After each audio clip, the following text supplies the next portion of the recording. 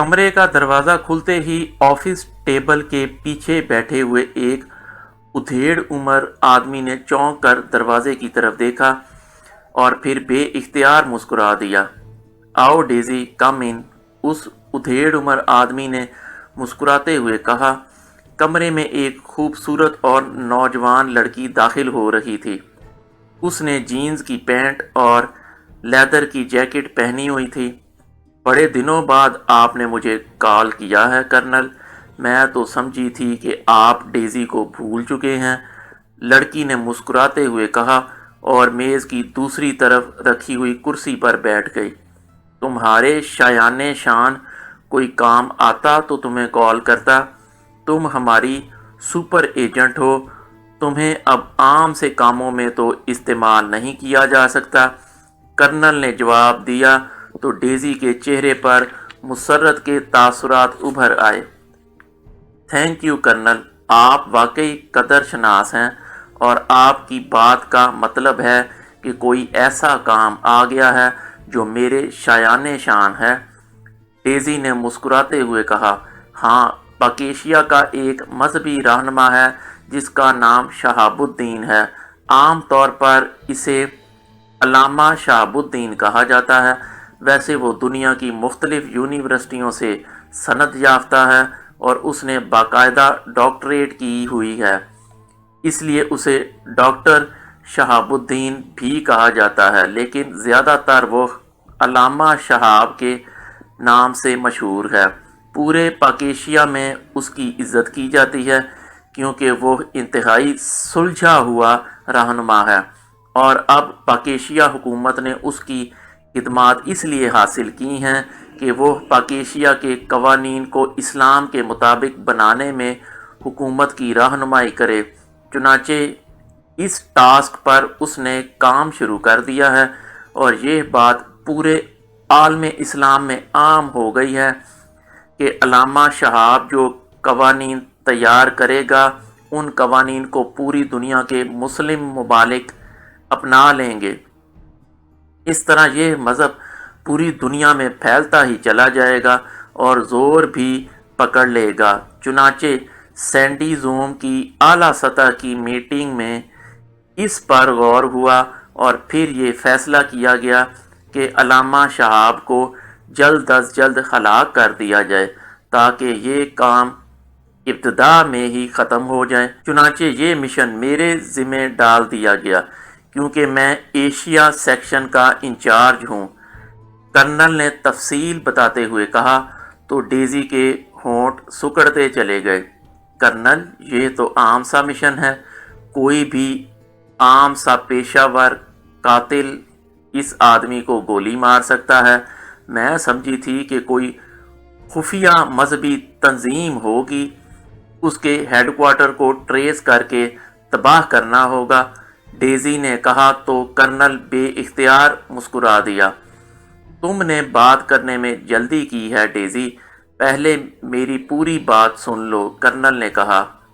अल्लामा शहाब अपने मखसूस साथियों के साथ काम करने के लिए किसी खुफिया मुकाम पर मुंतकिल हो गया है ताकि हुकूमत के अफसरान की दखल अंदाजी से महफूज रहकर उस पर इंतहाई इत्मीनान से काम मुकम्मल कर सके।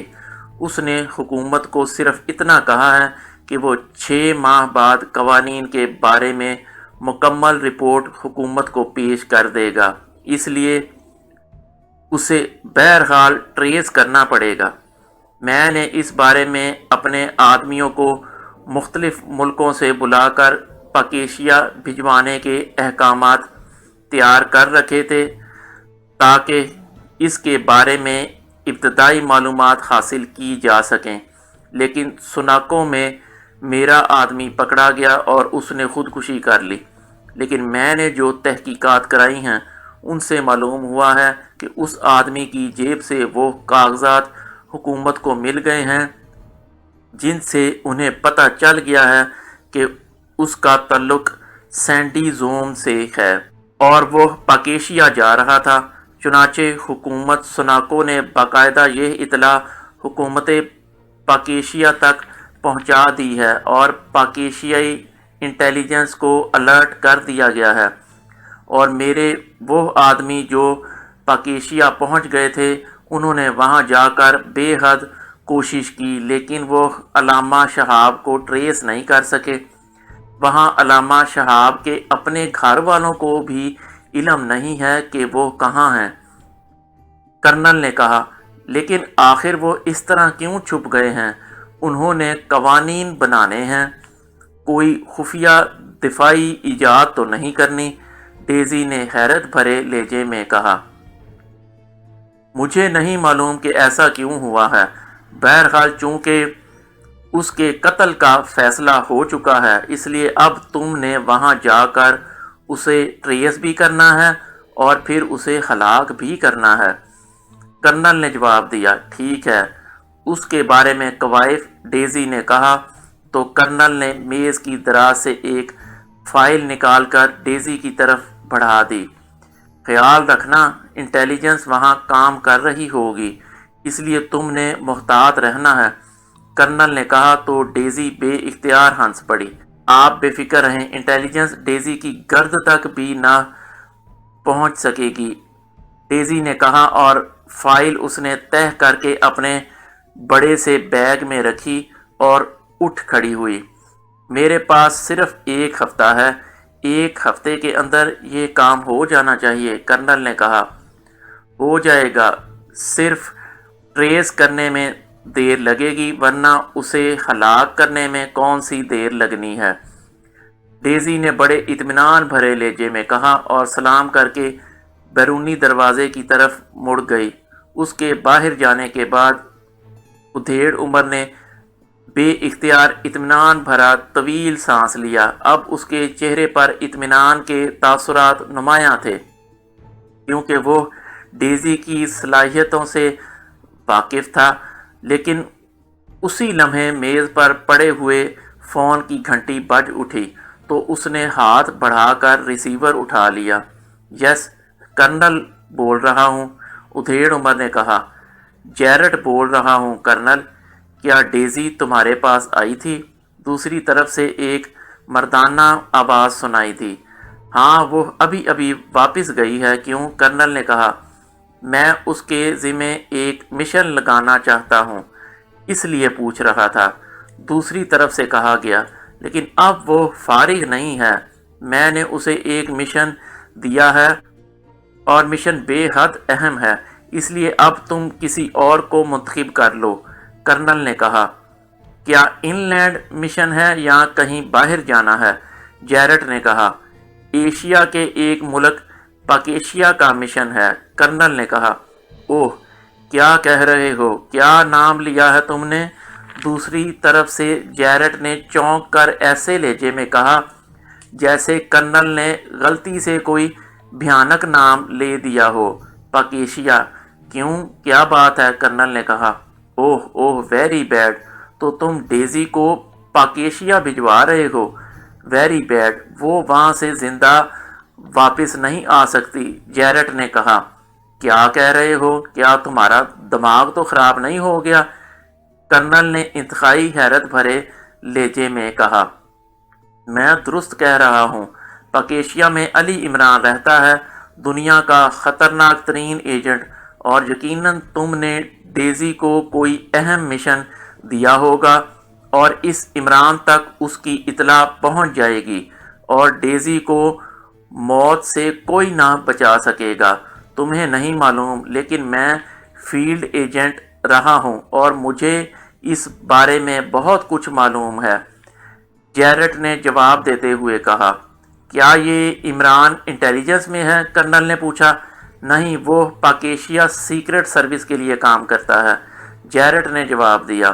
تم بے فکر رہو، ڈیزی جس مشن پر گئی ہے اس کا کوئی تعلق سیکرٹ سروس سے نہیں ہے، اور میں ڈیزی کو بتا بھی دوں گا، وہ محتاط رہے گی، کرنل نے جواب دیتے ہوئے کہا۔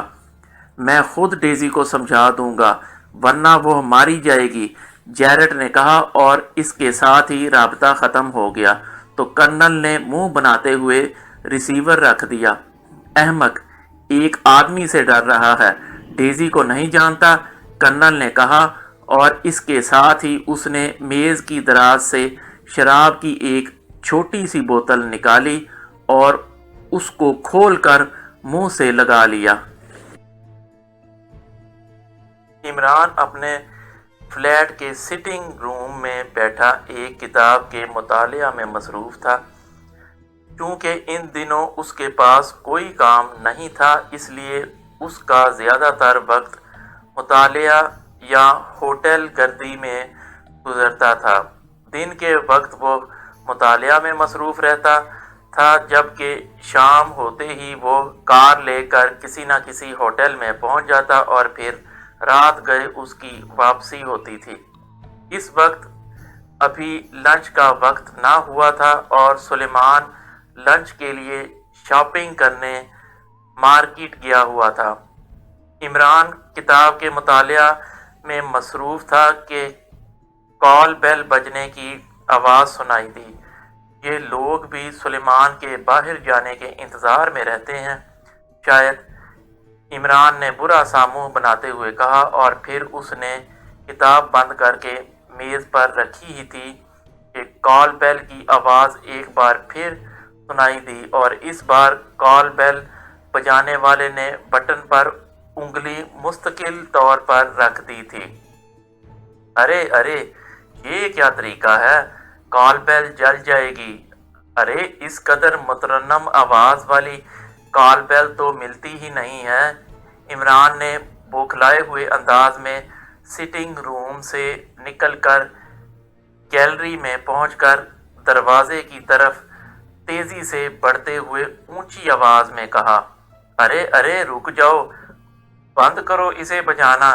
عمران نے چیختے ہوئے کہا تو کال بیل بجنا بند ہو گئی۔ یا اللہ، تیرا لاکھ لاکھ شکر ہے، تو ہی لوگوں کو عقل سلیم بخشنے والا ہے، عمران نے اونچی آواز میں کہا، اور اس کے ساتھ ہی اس نے مخصوص چٹخنی ہٹائی تو دروازہ ایک دھماکے سے کھلا اور دوسرے لمحے عمران نے بے اختیار ایک طویل سانس لیا، کیونکہ دروازے پر سپر فیاض اپنی مکمل یونیفارم سمیت موجود تھا۔ اس کے چہرے پر ایسے تاثرات تھے جیسے وہ اپنے آپ پر جبر کر رہا ہو، ورنہ وہ ایک لمحے میں عمران کی گردن مروڑ دیتا۔ یہ طریقہ ہے کہ نواب صاحب سنتے ہی نہیں۔ کہاں ہے وہ تمہارا لاڈلا؟ سپر فیاض نے پھاڑ کھانے والے لہجے میں کہا۔ پپ بھاگ گیا ہے ڈر کے مارے، کہہ رہا تھا کہ طوفان آنے والا ہے، بجلیاں کڑکنے والی ہیں، عمران نے ایک طرف ہٹتے ہوئے انتہائی مسمسے سے لہجے میں کہا۔ ہوں، کام چور آدمی ہے، جس وقت دیکھو غائب ہوتا ہے، نہ جانے تم نے اسے کیوں چپکا رکھا ہے اپنی جان کے ساتھ، سپر فیاض نے اندر داخل ہوتے ہوئے کہا۔ مالی مجبوری ہے سپر فیاض، ورنہ، عمران نے کہنا شروع کیا۔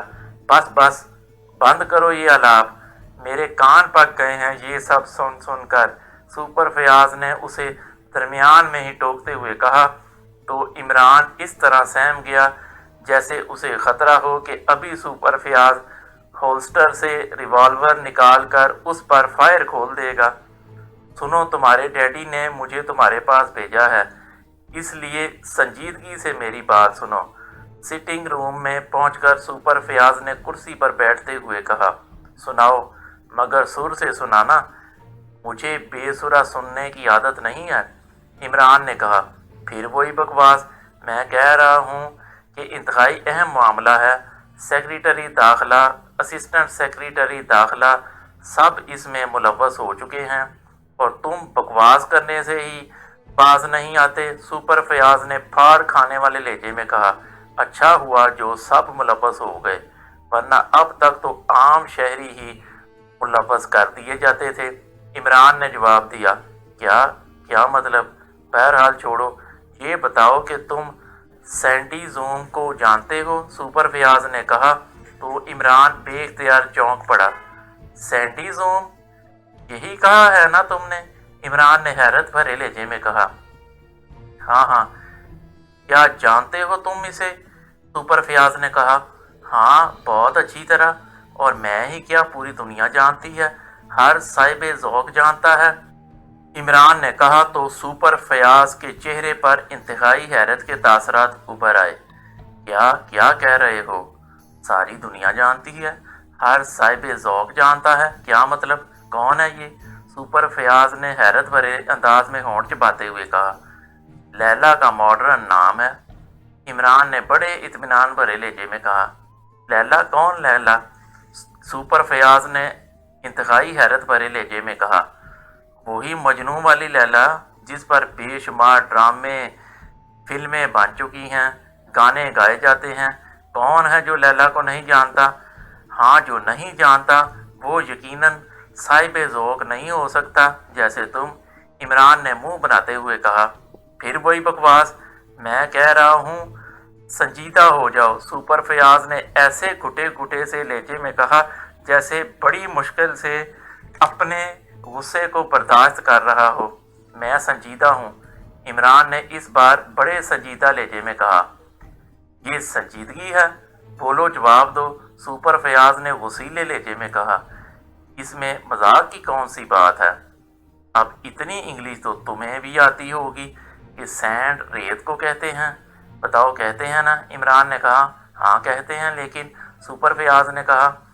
دھیرج، تم جیسے ناخلف شاگرد کو سمجھانے کے لیے قدم پہ قدم آگے بڑھنا پڑتا ہے۔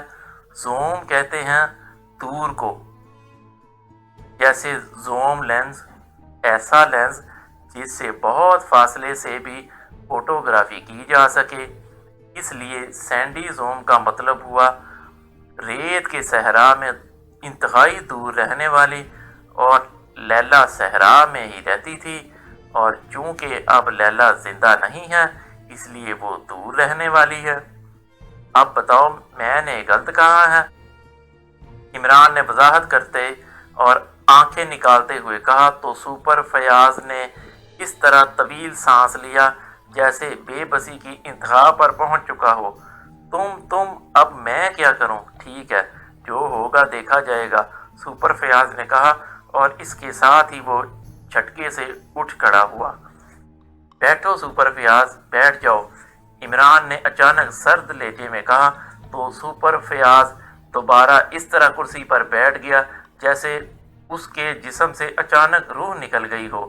کون ہے یہ سینڈی زوم؟ کیا سلسلہ ہے؟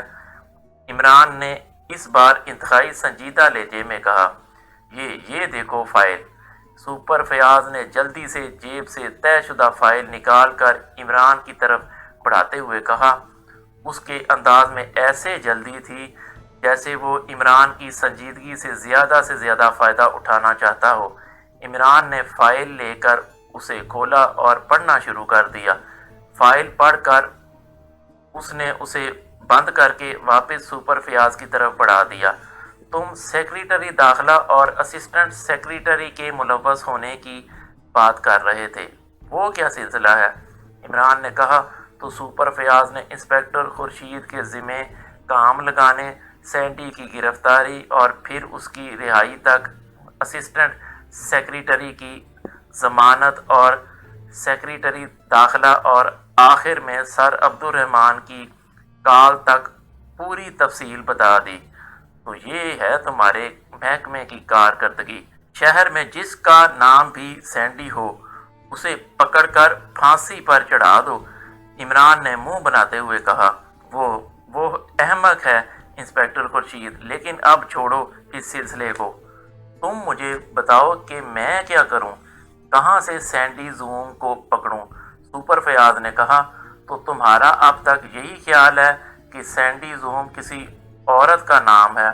یہ کسی تنظیم کا نام بھی تو ہو سکتا ہے، جبکہ تمہیں معلوم ہو چکا ہے کہ یہ تنظیم پوری دنیا کے ہر مذہب کے مذہبی رہنماؤں کو ہلاک کرتی ہے۔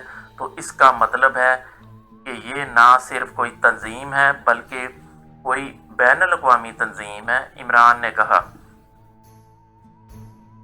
یا اللہ، تیرا لاکھ لاکھ شکر ہے، تو بڑا رحیم و کریم ہے، سپر فیاض نے بے اختیار ہوتے ہوئے کہا۔ کیا مطلب؟ کس بات کا شکر ادا کر رہے ہو؟ اس بار عمران نے حقیقی حیرت بھرے لہجے میں کہا۔ بین الاقوامی تنظیم، تو پھر اس سے ہمارا کوئی تعلق نہیں ہے۔ اب سیکرٹ سروس جانے اور اس کا کام، سپر فیاض نے کہا تو عمران بے اختیار ہنس پڑا۔ ڈیڈی تمہیں گولی مار دیں گے، سمجھے؟ انہوں نے اسی لیے تمہیں میرے پاس بھیجا ہوگا کہ تم یہ کارنامہ سر انجام دے ڈالو تاکہ ڈیڈی سرخ روح ہو سکیں۔ اور اب اگر تم نے جا کر یہ بات کی کہ یہ کام ہماری سروس کی رینج میں نہیں آتا تو پھر خود سوچ لو کیا ہوگا۔ عمران نے کہا تو سپر فیاض کے چہرے پر ایک بار پھر تشویش کے تاثرات ابھرنے شروع ہو گئے۔ تو پھر بتاؤ کہ میں کیا کروں؟ کہاں سے اس نامراد سینڈی کو تلاش کروں؟ سپر فیاض نے منہ بناتے ہوئے کہا، اب میں کیا بتا سکتا ہوں؟ بہتر ہے کہ کسی نجومی سے رابطہ کرو۔ عمران نے کہا، نہیں، تمہیں بتانا ہوگا، سمجھے؟ ورنہ میں تمہاری اور اپنی جان ایک کر لوں گا۔ بس تمہیں بتانا ہوگا۔ سپر فیاض نے میز پر مکہ مارتے ہوئے کہا، کمال ہے، تنخواہ تم لیتے ہو، دفتر تمہارا ہے، گاڑی تمہارے پاس ہے، اور بتاؤں میں، سارے مفادات تم اٹھاتے ہو، تو کام بھی خود کرو۔ اب مجھے بتاؤ، اگر تمہیں تنخواہ نہ ملے، الاؤنسز نہ ملے، دن رات قرضہ اٹھا کر گزارا کرو، تو پھر کیا تمہارا ذہن کام کرے گا؟ بولو۔ عمران نے کہا تو سپر فیاض نے بے اختیار ایک طویل سانس لیا، تو تم باز نہیں آؤ گے، ٹھیک ہے، بولو۔ اس سینڈی زوم کو پکڑوانے کا کیا لوگے؟ بولو، ابھی فیصلہ کر لو، بولو۔ سپر فیاض نے کہا، واہ، کیا بات ہے عقل مندی کی کہ ابھی بات ہوئی نہیں اور تم سمجھ بھی گئے، لیکن تم نے یہ بات سوچی ہی کیوں؟ کیا تم مجھے اتنا گھٹیا سمجھتے ہو کہ ایک دوست کا کام کر کے میں رقم لوں گا؟ بولو، کیوں سوچی تم نے یہ بات؟ عمران بات کرتے کرتے سپر فیاض پر چڑھ دوڑا، کرکٹ تم سے زیادہ جلدی رنگ نہ بدلتا ہوگا، کبھی کچھ کہتے ہو، کبھی کچھ۔ بہرحال ٹھیک ہے، دوست بن کر کرو یا رقم لے کر، مجھے سینڈی زوم چاہیے، جلد از جلد۔ سپر فیاض نے ایک طویل سانس لیتے ہوئے کہا، سلیمان کو آ لینے دو، اس سے بات کرتے ہیں۔ عمران نے کہا تو سپر فیاض بے اختیار چونک پڑا۔ کون سی بات؟ سپر فیاض نے چونک کر کہا، یہی کہ یہاں پاکیشیا میں کون کون سے ایسے مذہبی رہنما ہو سکتے ہیں جنہیں ہلاک کر کے کوئی بین الاقوامی تنظیم فائدہ اٹھا سکتی ہے۔ وہ مذہبی آدمی ہے، اسے لازماً معلوم ہوگا۔ عمران نے کہا تو سپر فیاض بے اختیار چونک پڑا۔ اوہ اوہ، واقعی یہ پوائنٹ اچھا ہے کہ ایسے مذہبی رہنماؤں کی نگرانی کی جائے۔ اوہ، ویری گڈ۔ وزارت مذہبی امور کے پاس ایسے افراد کی لسٹ موجود ہوگی۔ ٹھیک ہے، اب میں یہ کام کر لوں گا، سپر فیاض نے مسرت بھرے لہجے میں کہا، اور اس کے ساتھ ہی اس نے میز پر پڑی ہوئی فائل اٹھا لی اور تیزی سے دروازے کی طرف مڑ گیا۔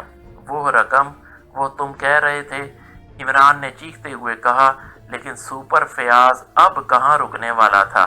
چند لمحوں بعد ہی دروازہ کھلنے اور بند ہونے کی آوازیں سنائی دیں تو عمران نے بے اختیار ایک طویل سانس لیا اور پھر ہاتھ بڑھا کر اس نے ریسیور اٹھایا اور نمبر ڈائل کرنے شروع کر دیے۔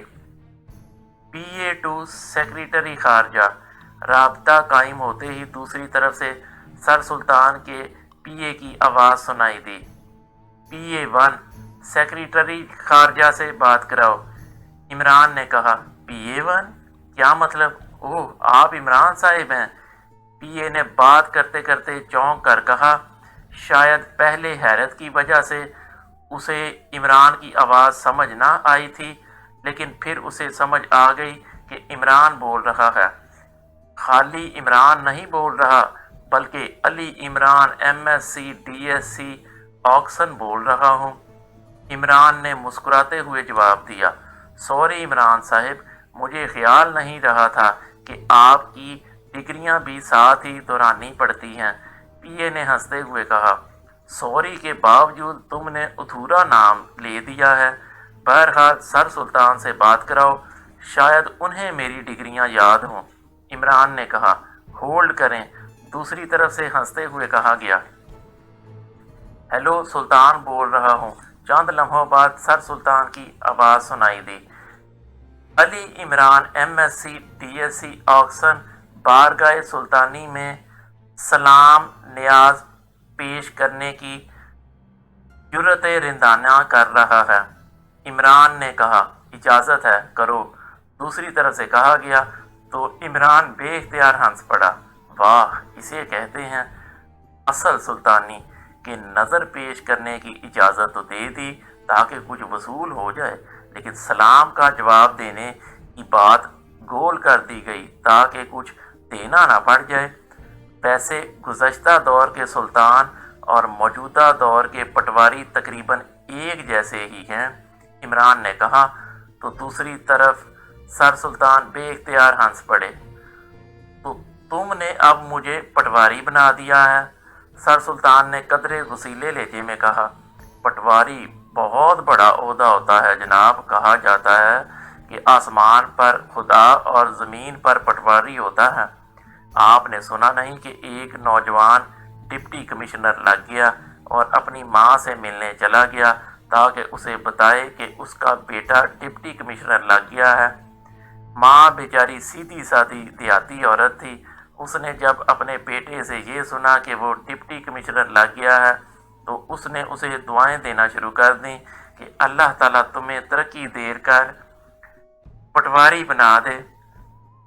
عمران نے کہا تو دوسری طرف سے سر سلطان اپنی عادت کے خلاف بے اختیار کھلکھلا کر ہنس پڑے۔ بات تو تمہاری ٹھیک ہے، بہرحال فون کیوں کیا ہے؟ میں ایک ضروری فائل دیکھ رہا تھا، سر سلطان نے کہا۔ کمال ہے، میں تو اب تک یہی سمجھتا رہا ہوں کہ سیکریٹری جیسے عہدیدار کے پاس ضروری فائلیں ہی بھیجی جاتی ہوں گی، لیکن آپ کی بات سن کر مجھے پہلی بار معلوم ہوا ہے کہ غیر ضروری فائلیں بھی آپ کو پہنچتی ہیں۔ ویسے ان غیر ضروری فائلوں میں ہوتا کیا ہے؟ ان رسالوں جیسی تصویریں جنہیں سلیمان دیکھتا رہتا ہے، عمران نے کہا۔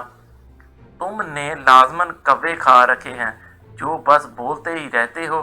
بہرحال اب جلدی بتاؤ مسئلہ کیا ہے، ورنہ میں فون بند کر رہا ہوں۔ سر سلطان نے اس بار مصنوعی غصے بھرے لہجے میں کہا، کوے نہیں جناب، کووں کا مغز۔ ویسے کہا تو یہی جاتا ہے کہ کوا انسان سے بھی زیادہ عقل مند ہوتا ہے، اور یقیناً سلطان کوا تو بہت ہی عقل مند ہوتا ہوگا۔ عمران بھلا کہاں آسانی سے باز آنے والا تھا، لیکن دوسری طرف سے ریسیور رکھ دیا گیا تو عمران نے بھی مسکراتے ہوئے ریسیور رکھ دیا اور پھر اس طرح میز پر پڑی ہوئی کتاب اٹھا لی جیسے اس نے سر سلطان کو فون کرنے کا ارادہ ترک کر دیا ہو۔ ویسے اسے معلوم تھا کہ سر سلطان چند لمحے اس کے فون کا انتظار کر کے اب خود ہی اسے فون کریں گے۔ وہ ان کی طبیعت سے واقف تھا اور پھر وہی ہوا۔ تھوڑی دیر بعد فون کی گھنٹی بج اٹھی تو عمران نے ہاتھ بڑھا کر ریسیور اٹھا لیا۔ حقیر، فقیر، پر تقصیر، ایج مدان، بندہ نادان، ولد سر عبدالرحمن، بھتیجہ سر سلطان، جن کے کھاتا رہتا ہے وہ کان، علی عمران بول رہا ہوں۔ عمران کی زبان ایک بار پھر رواں ہو گئی۔ تم فلیٹ پر ہی رہو، میں خود آ رہا ہوں۔ دوسری طرف سے سر سلطان کی انتہائی سنجیدہ آواز سنائی دی، ارے ارے ایک منٹ، وہ دراصل آج تو نہ چائے کی پتی ہے، نہ دودھ، نہ چینی۔ سلیمان بھی واک آؤٹ کر گیا ہے۔ وہ کیا کہتے ہیں، ایک بڑے مشہور شاعر کا شعر ہے کہ عمران کی زبان ایک بار پھر رواں ہو گئی۔ ٹھیک ہے، اب میں کیا کر سکتا ہوں، سر سلطان نے انتہائی ضج ہوتے ہوئے کہا۔ ارے آپ جیسا عہدیدار کیا نہیں کر سکتا، بہرحال اور کچھ کر سکتا ہو یا نہ کر سکتا ہو، لیکن اتنا تو کر سکتا ہے کہ وزارت مذہبی امور سے یہ معلوم کر سکے کہ پورے ملک میں ایسا کون سا مذہبی رہنما ہے جسے کوئی بین الاقوامی تنظیم ہلاک کرنے میں دلچسپی لے سکتی ہے۔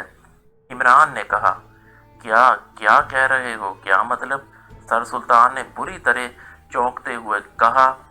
تو عمران نے سپر فیاض کی آمد اور سینڈی زوم کے بارے میں تفصیل بتا دی۔ اوہ، پھر تو یہ انتہائی سیریس مسئلہ ہے، یہ کام فیاض نہیں کر سکتا۔ دوسری طرف سے سر سلطان نے کہا، اسے کرنے دیں تاکہ تنظیم مطمئن رہے کہ انٹیلیجنس ہی کام کر رہی ہوگی۔ عمران نے جواب دیا، اوہ ہاں، واقعی ٹھیک ہے، میں معلوم کر کے تمہیں بتاتا ہوں، لیکن مذہبی رہنما تو پاک ایشیا میں بہت ہیں، ایک لمبی فہرست ہوگی۔ سر سلطان نے الجھے ہوئے لہجے میں کہا، کسی ایسے آدمی یا گروپ کے بارے میں معلوم کریں جو کوئی ایسی حیثیت رکھتا ہو یا کام کر رہا ہو کہ جس میں ایسی تنظیم دلچسپی لے سکتی ہے۔ عمران نے کہا، لیکن یہ تنظیم کس ملک کی ہے؟ کیا یہودیوں کی کوئی تنظیم ہے؟ سر سلطان نے کہا، ہو سکتا ہے ان کی ہو، ویسے بتایا تو یہی گیا ہے کہ یہ ہر مذہب کے رہنماؤں کو ہلاک کرتی ہے، جن میں یہودی مذہبی رہنما بھی شامل ہیں۔ عمران نے جواب دیتے ہوئے کہا، ٹھیک ہے، بہرحال میں معلوم کر کے تمہیں فون کرتا ہوں۔ دوسری طرف سے کہا گیا اور اس کے ساتھ ہی رابطہ ختم ہو گیا۔ تو عمران نے بھی ریسیور رکھا اور ایک بار پھر کتاب اٹھا لی۔